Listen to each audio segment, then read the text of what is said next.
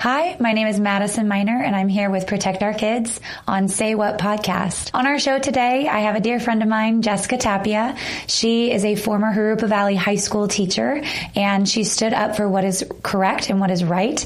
And I'm just so honored to call her my friend. Jessica, welcome to the show. Thanks, Madison, for having me. Absolutely. So what is it that inspired you to start teaching in the first place? Yeah. All my life I was told that I should be a teacher. I was even told for so long, and I thought this was so funny, that I had teacher's writing. And so I feel like God was just giving me little hints all along that I was meant to do that. But I was avoiding it for a while. I actually went to school to become an occupational therapist. I got accepted into Loma Linda University to do my doctorate there.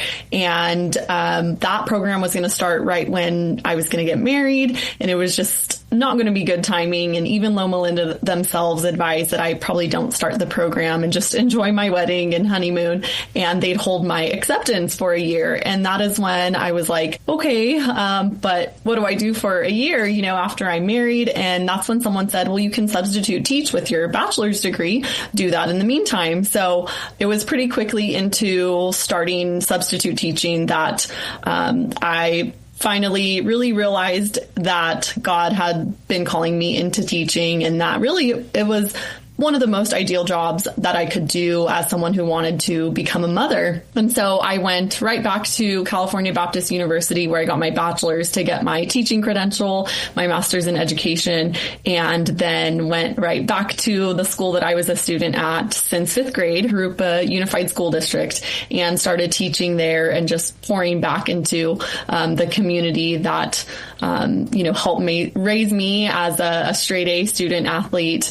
And so that is kind of how I got started in teaching. I had been coaching before that, tutoring before that. I was a swim lesson instructor, did some horse lessons. So it's like looking back, I'm like, okay, God was definitely showing me teaching was and is my gifting, my skill. It was just figuring out, how and where exactly I was going to apply that. Yeah, I can tell that you're very passionate, and I know that it didn't come lightly that you made the decision to step away from Jurupa Valley, really it was forced. So can you kind of walk us through what happened when your convictions collided with what the school district was asking of you?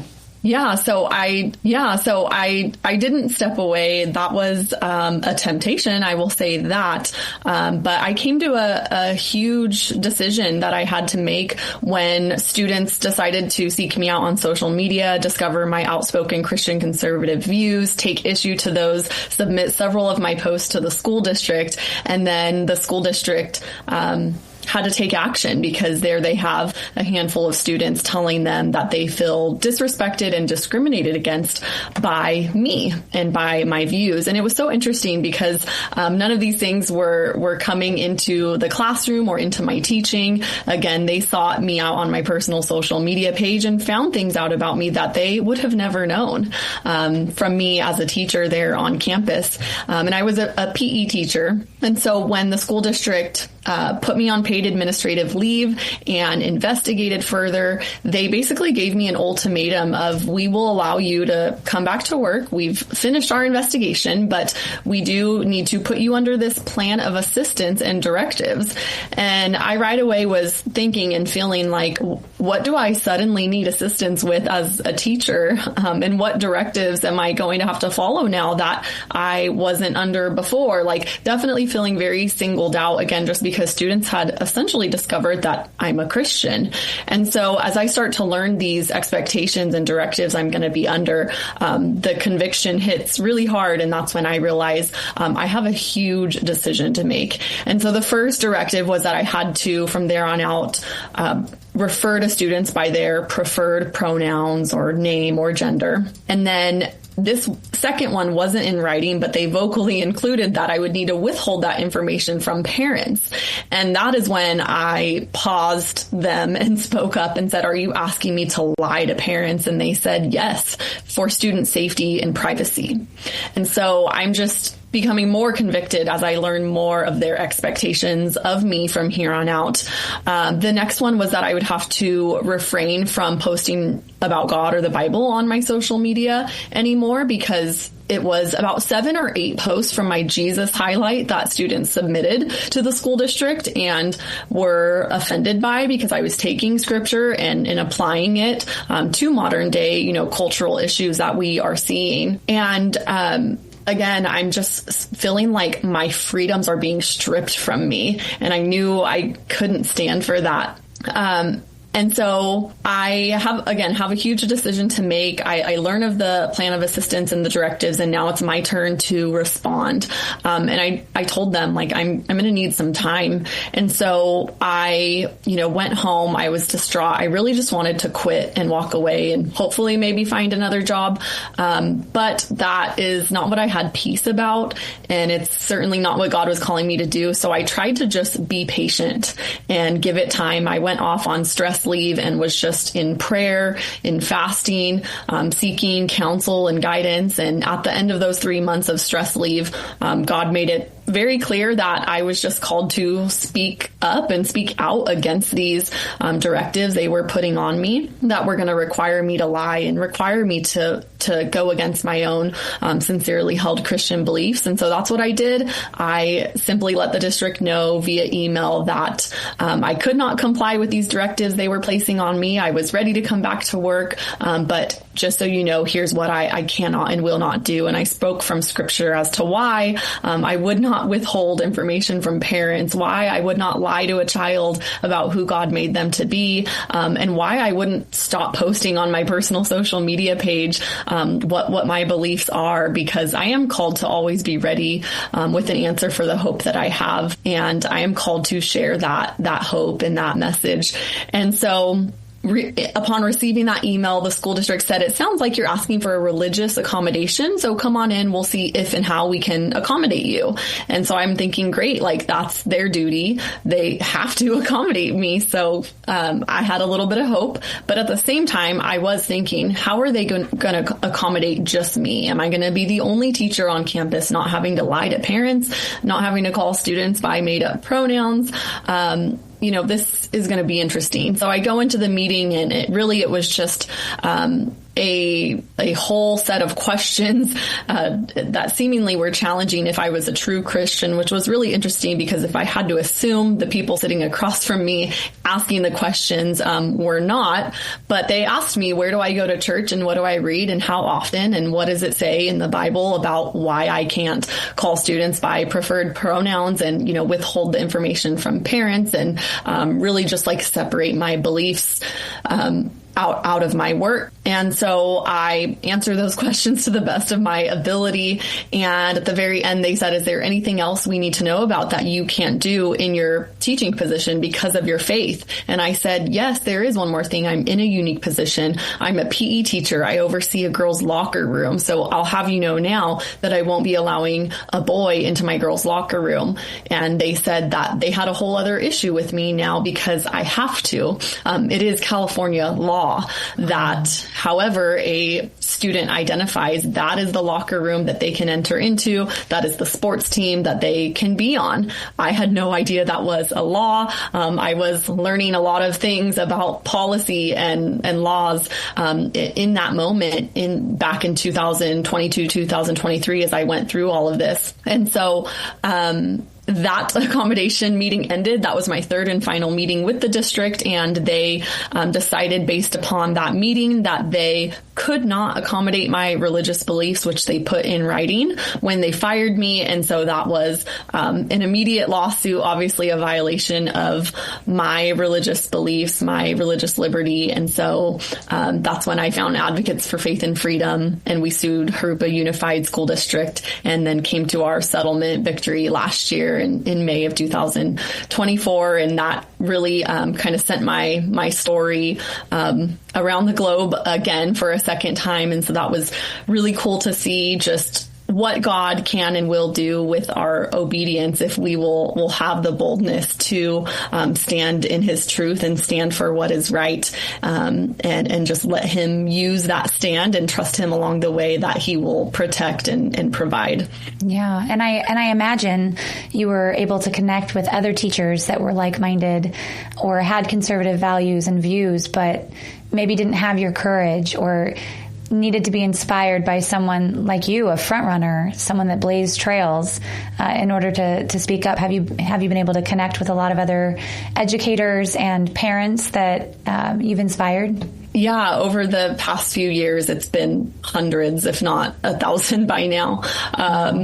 And it's been incredible to know that I'm not the only one, because going through it, I certainly felt like I was the only one speaking out against this and being unwilling to go along with it. So it was so cool to hear from so many people and just say that we stand with you, we support you, we have your same beliefs. Like if it comes, down to my job and knocking at my front door, I'm going to take the same stand that you did. So very, very encouraging. And something really cool that was a victory that came even before my lawsuit victory was teachers at Jurupa Unified. Right after I was fired, they pushed out this LGBTQ inclusivity training on staff. I think because Jurupa Unified realized our teachers are under these policies and they don't know about them, just like Jessica didn't know about them till we had to give her the ultimatum to follow them or she was fired. So 2 months before summer, staff is having this training pushed out on them. And they're reaching out to me going, what do we do? One, we never have to do a training right before summer. And two, in order to pass this training, we have to lie on this quiz at the end about how we would, potentially handle a situation with a transgender student. And so I said, well, don't lie.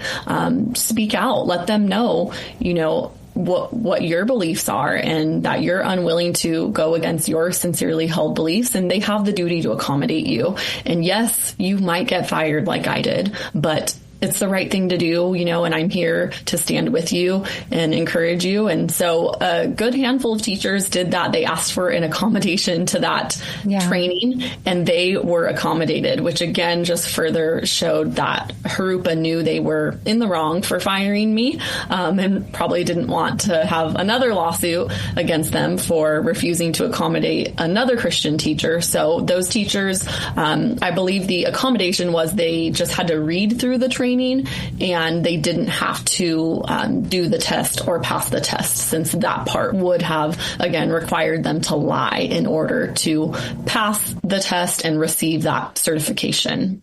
Got it. Okay. And similar to these accommodations, I know that we've spoken before, and I know you've been a powerhouse when it comes to new legislation that just passed. And so there's an opt-out form. Can you tell us about this opt-out form that parents should go fill out immediately in any school system, public or private? Can you tell us about that, please? Yes, any parent, like you said, that has their children in public or private school, I would say, to even be safe and be cautious there in the private sector, should take advantage of the SCOTUS ruling on the Mahmoud case, which basically ensured that parents do ultimately have the right and the choice as to what content and curriculum their children are being exposed to in school.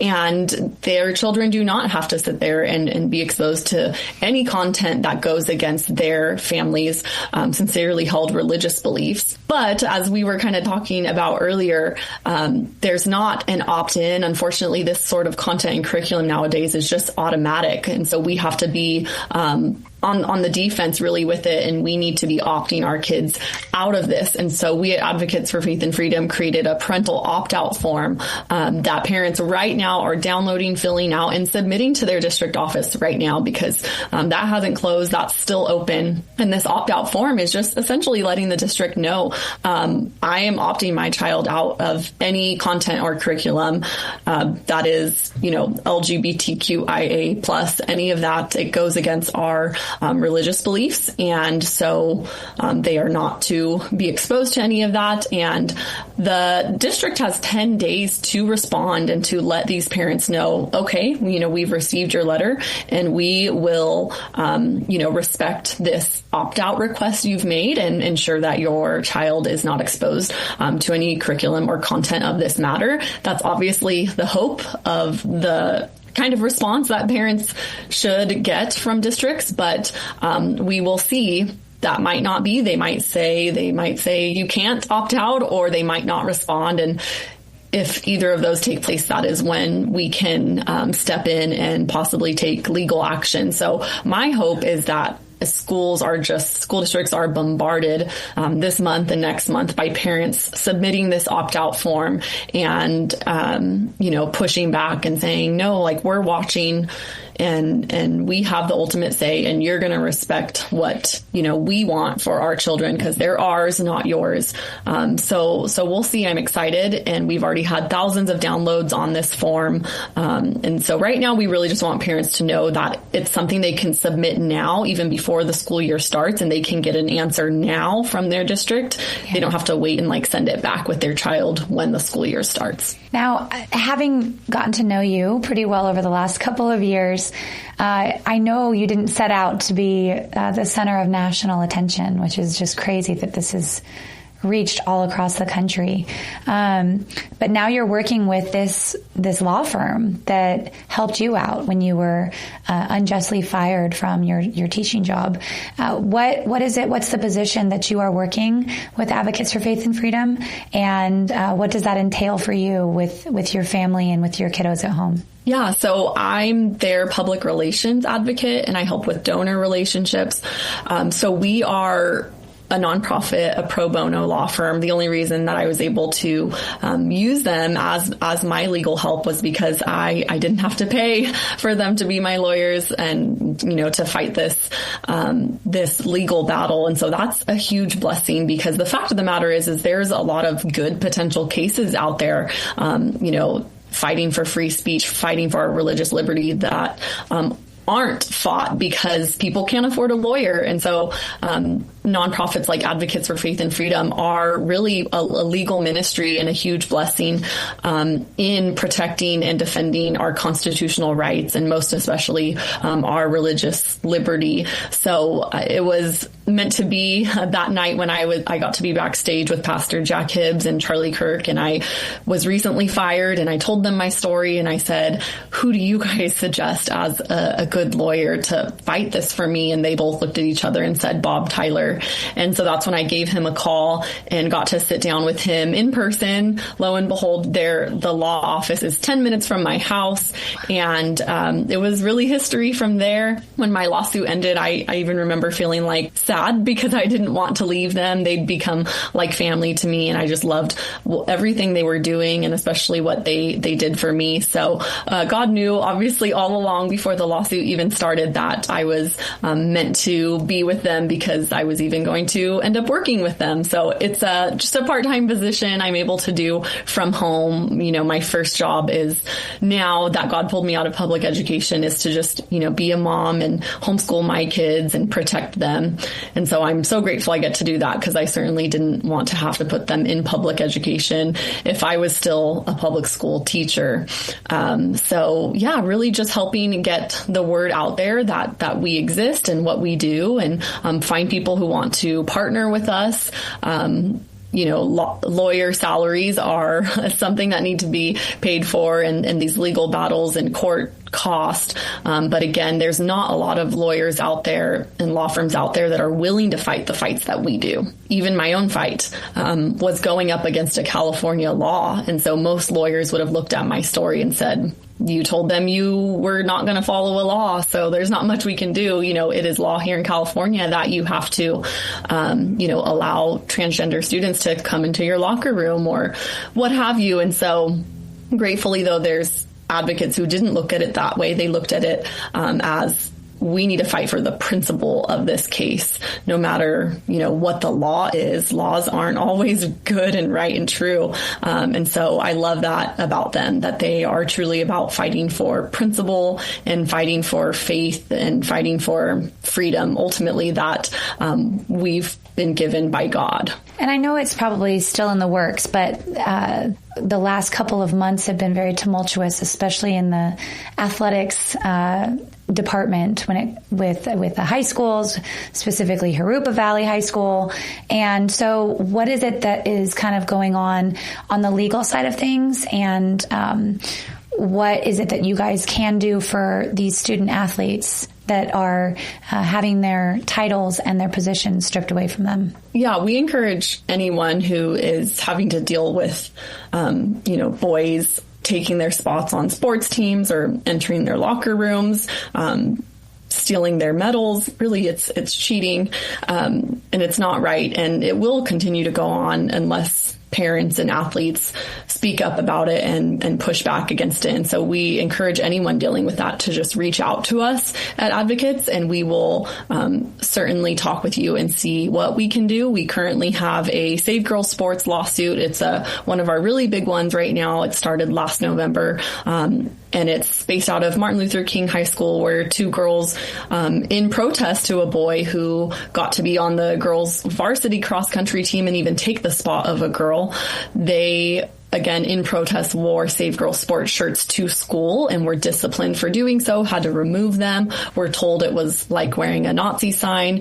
And gratefully, they contacted us and we stepped in, and we are suing both the school district for how they handled that situation and the state of California over, again, this law, AB 1266, that even allows for this in the first place. So that's a really exciting one. And I hope and pray that through our lawsuit, our Save Girls Sports lawsuit, that we can really change the course here in California, change the law, and give parents the confidence again that they can have their little girls in sports and not have to worry about their daughter going up against a boy or losing a spot to a boy or being in a locker room with a boy.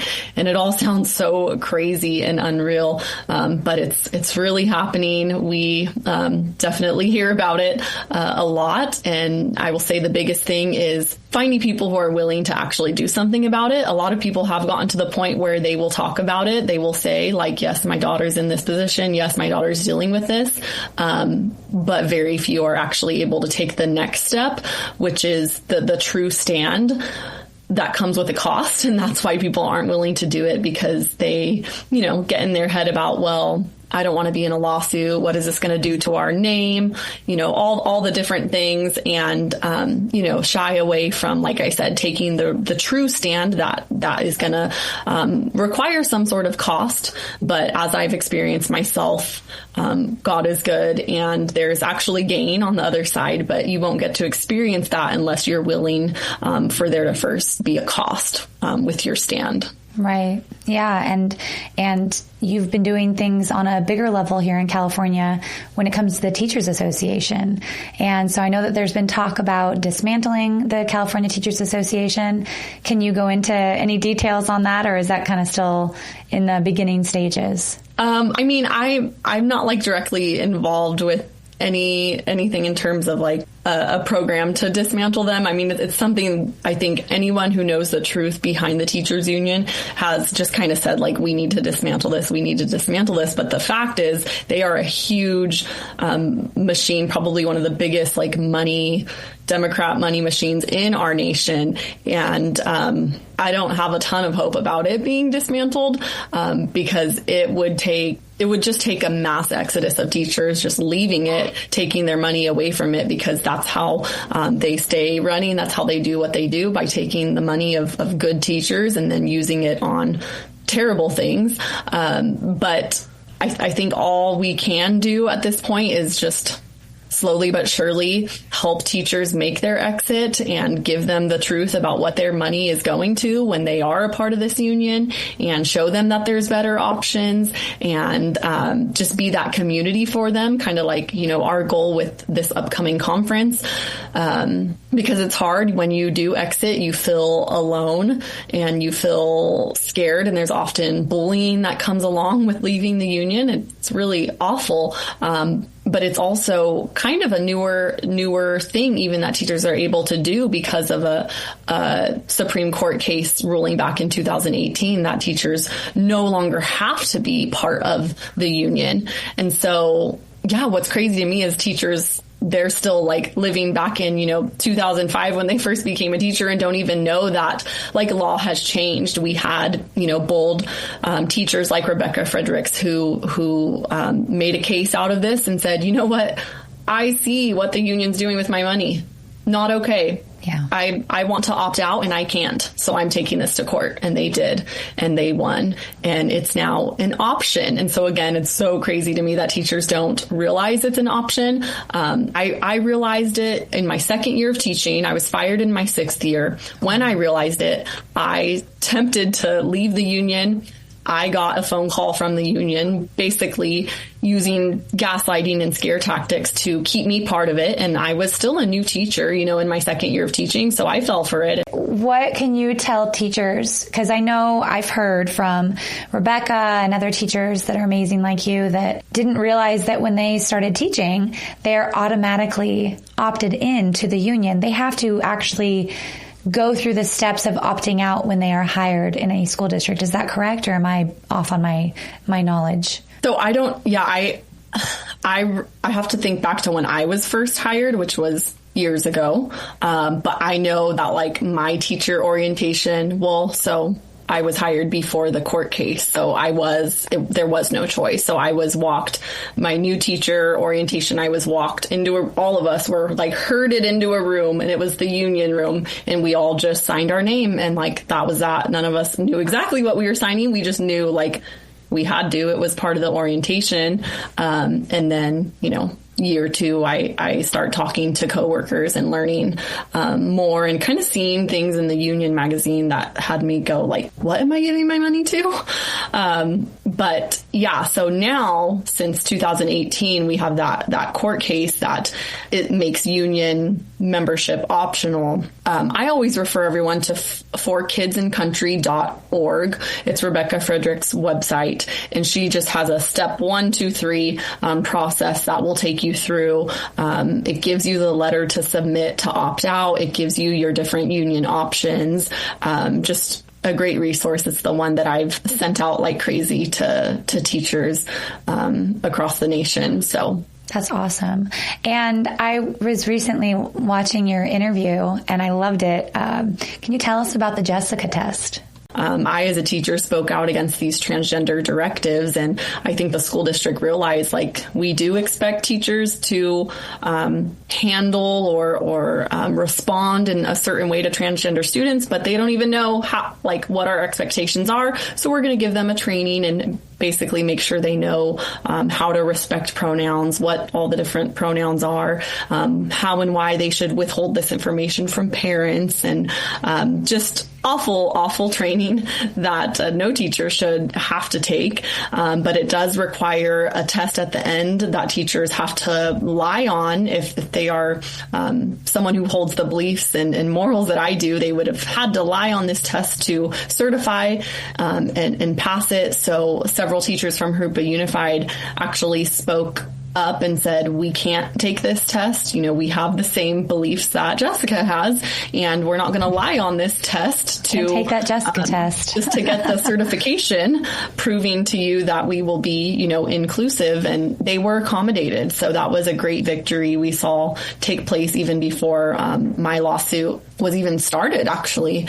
And so I, you know, continue to encourage teachers to just speak up. I mean, that's really all it takes is when we're being presented with something, a policy, a directive, a training that goes against what we know is good, right, and true, and goes against our sincerely held religious beliefs. Like, we need to realize and remember we have rights too, and those don't go away when we walk onto the school campus.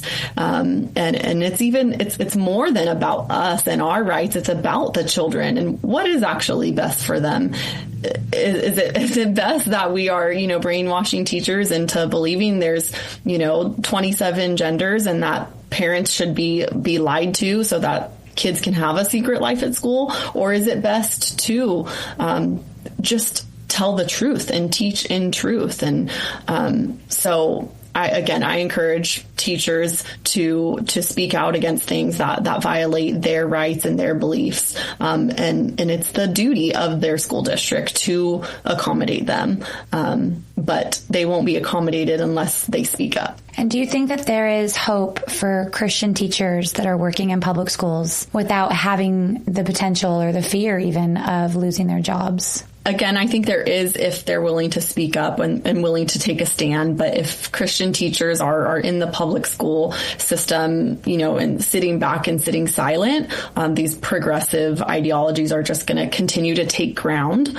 And I think that they will, and it's already happening, they will just get so uncomfortable and so just feel so awful about, what their teaching job looks like now that they will quit. And that is a message I receive a lot from a lot of teachers. I quit back when, I learned of this policy. I quit back when I learned of this training. I quit back when I learned about this law. And I get that because I had half of a resignation letter written when I was being investigated by my school district. But again, I made it my focus to really seek the Lord and see what was he calling me to do in the situation rather than, do what my flesh wanted to do and just flee the suffering, flee this trial that I was in. I kept seeking him, and I knew that I didn't have peace about quitting because that would have done nothing. Quitting would have just been walking away and not making any difference at all. He wanted me to do the hard thing because it was the thing that was going to expose the evil, and it was going to wake teachers up and parents up. And when truth is released and it's put out there in the open, it demands for people to make a decision. And so that has to be our focus, is continuing to get the truth out there. And the truth is there are some, really awful things that kids are being exposed to and taught in public school. And when the poison goes in, it can't just be taken out. I've heard from parents whose children were socially transitioned out of public school, and it took the parents, 2 whole years of just holding the truth and loving their child for who God really made them to be, and not going along with, the pronoun name change, any of that. And finally, they tell me, we got our daughter back. We did, but it took a long time. And so the goal is for that to never happen in the first place. Right. Yeah, absolutely. And our hope is obviously that the future of education is genuinely to teach our children, right? Math and literacy and science and history, true history. And so how can parents and communities be part of the solution to fix our education system here, especially in California, but really there's problems all over our country? Yeah. I mean, me and my husband, we never initially when having kids, would have considered homeschooling.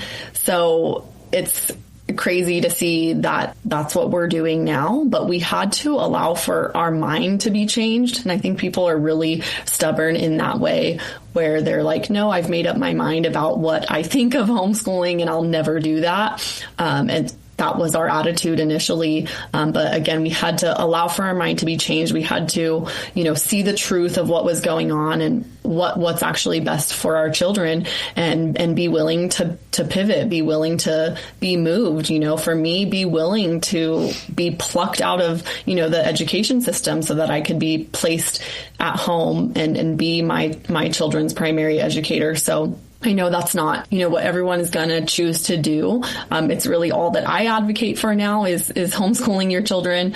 I would say if you are going to choose to have your children part of public education, which is, ran by the government, then you really need to be on top of attending their school board meetings, knowing their teachers, be active in legislation. Just this I remember when I was teaching, years ago now, it feels like they asked for teachers to be willing to have this, rainbow flag on the back of our ID that says like, I'm here for you. And I remember thinking like, but I am here for all of my students. Why do I need to have this, propaganda on the back of my ID? And now legislation's passed that there needs to be that stuff on every student ID, like this, LGBTQ hotline. And it's just stuff like that. Like if you're going to choose to go that route, if you're going to choose to go that route, like you're going to have to be on top of a lot of stuff. If you care about, what is going into your child's heart and mind.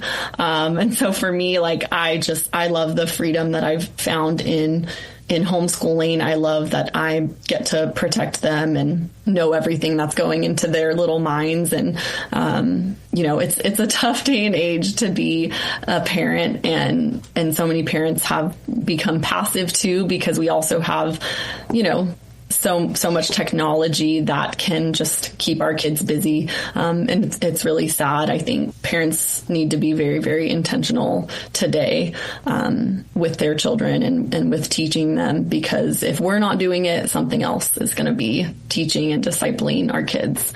Yeah. Yeah. I think about that all the time when our kids, I have my kids in a public charter school, but they go to church. We go to church on Sunday mornings. And if I'm not intentional, just kind of what you were saying, if I'm not intentional, they're only getting 2 hours of really good teaching from the Bible a week. And so us as parents, that's something I've taken on, is making sure each day that they're having time in their Bible, time with us, having maybe a little Bible study.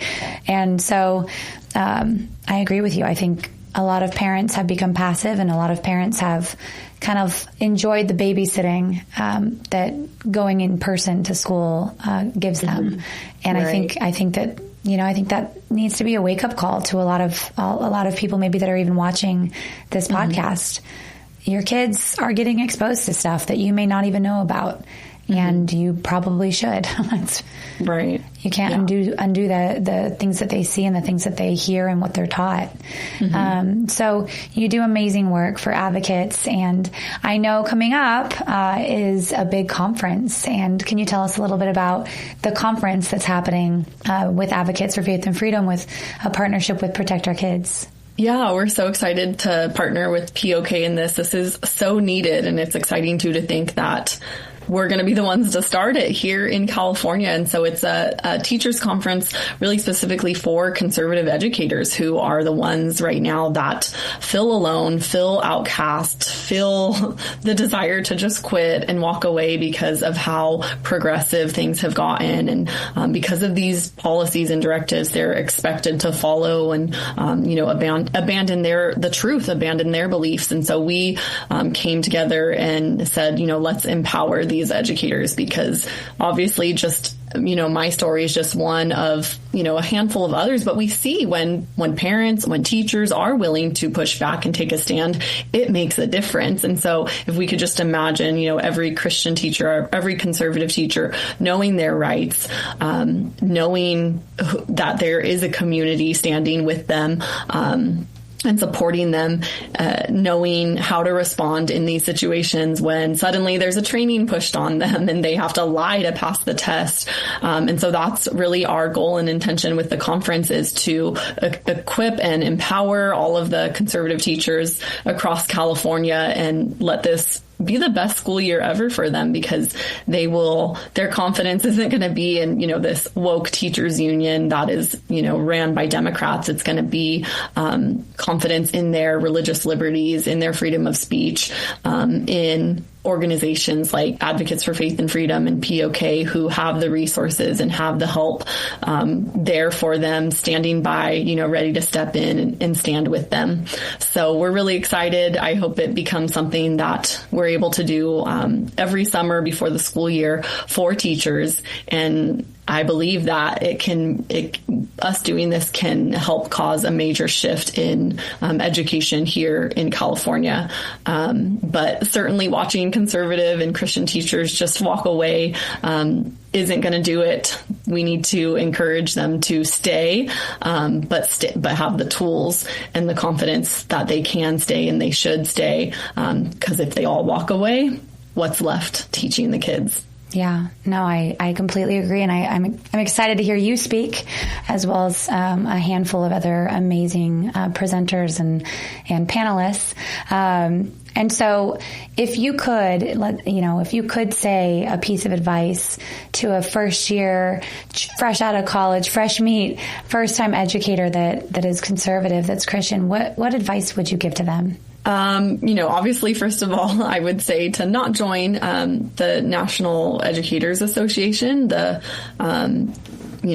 teachers union that is one of the biggest unions in our country and is really the one behind pushing all of these progressive ideologies into the classroom. They claim they're there to protect our jobs as teachers, but obviously, like in my case, I was part of the union, and once my Christian conservative views came into the picture, they did not protect my job. As a matter of fact, they told me to just go find another job in a more conservative district or at a private Christian school, and I couldn't believe that I had paid them for 6 years to not protect my job and just tell me to go find another one. What a waste of your money. That would be my first piece of advice, is to not let anyone, gaslight you or bully you into joining that union. Join a better one that is a lot cheaper and really will protect your job and not push any politics into the picture, and not use your money to fund things that go against your beliefs. Secondly, I would say to really, find your group of people, your group of like-minded teachers, that you can pray with, that you can go to, that you can, rely on for support when things get tough, when suddenly you're being emailed a training that you shouldn't have to take part in as a Christian. I think having that group of, conservative, like-minded Christian teachers will make a huge difference in helping you stay the course and not just go, okay, I don't feel like I belong here, and just leave. Because that's certainly, again, how I felt. Like, apparently I don't belong in public education anymore if I'm, the only teacher that is unwilling to push back against these things. But that's not the truth. There's a lot of teachers who don't go along with this. Yeah. But we have to find them and get in community with them and be a support system for each other.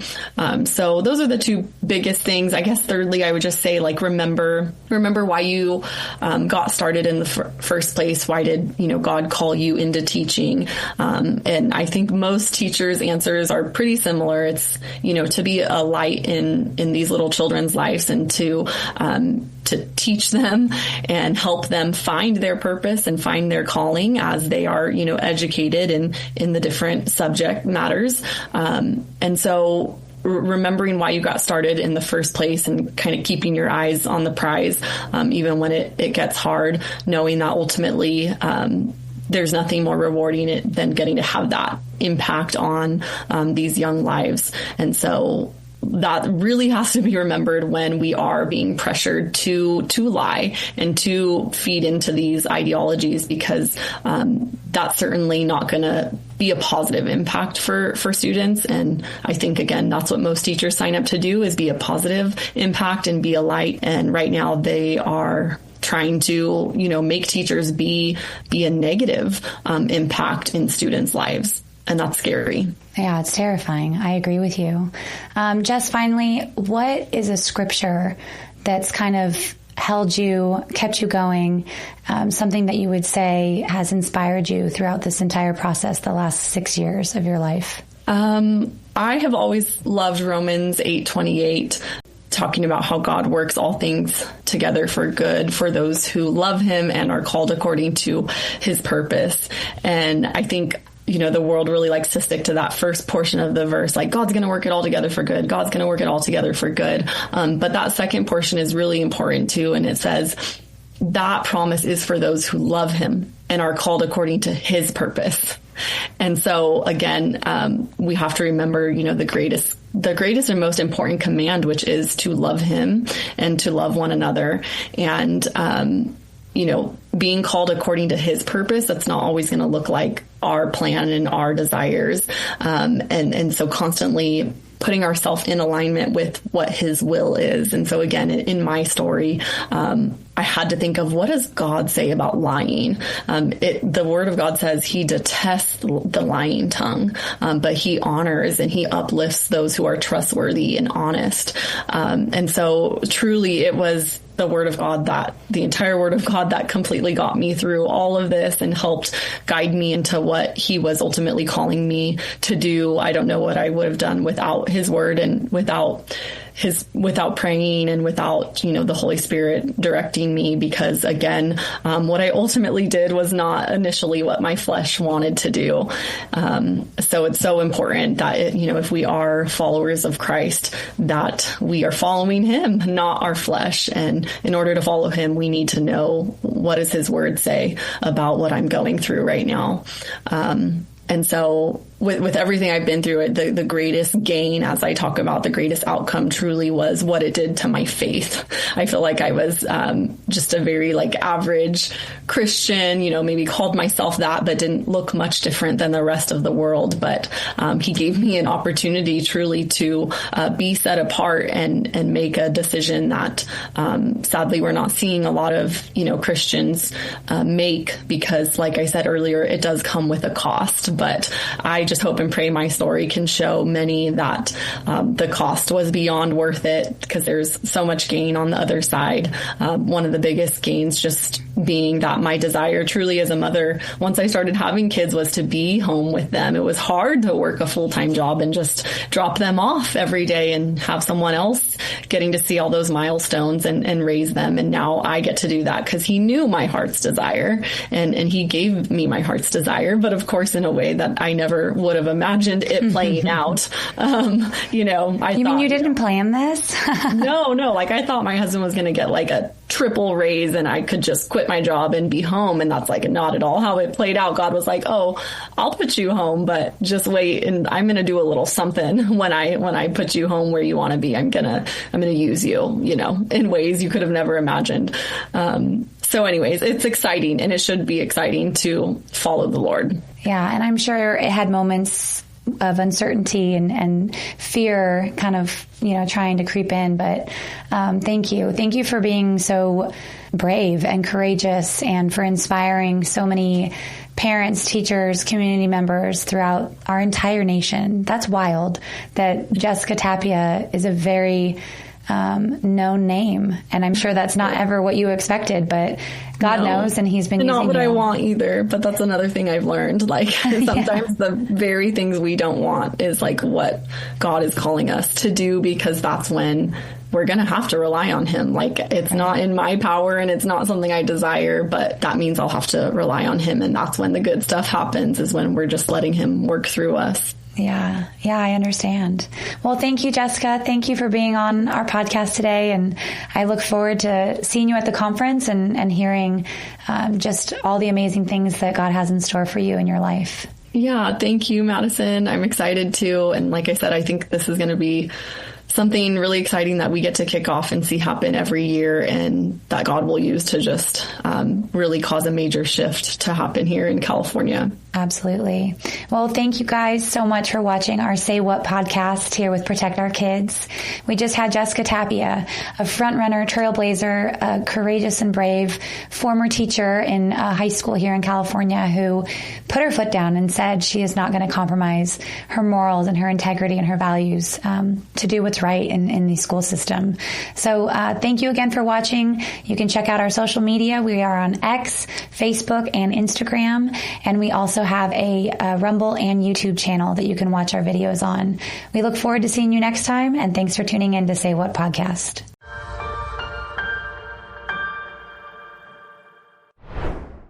Charlie, I just really want to thank you. Hands down, I can say if it wasn't for I followed you for years. Between you and Pastor Jack Hibbs, you both have given me the boldness in my faith and in my freedom. And I really don't think I would have been able to, speak out and be as bold and brave as I was in that moment, putting my job on the line, if it weren't for you and him and, of course, the Lord and my husband. So I really want to just thank you so much. That's very touching and very sweet, and we're behind you 100%. And now you're going to make an even bigger impact. And I hope everybody in the audience is listening. Oh, what does it matter if I'm not courageous? Jessica, you're already really inspiring more people, and we're going to be behind you 100%, and your courage will be rewarded. We're praying for you, but most important, we're here for you. So thank you so much, Jessica. Thank you, Charlie.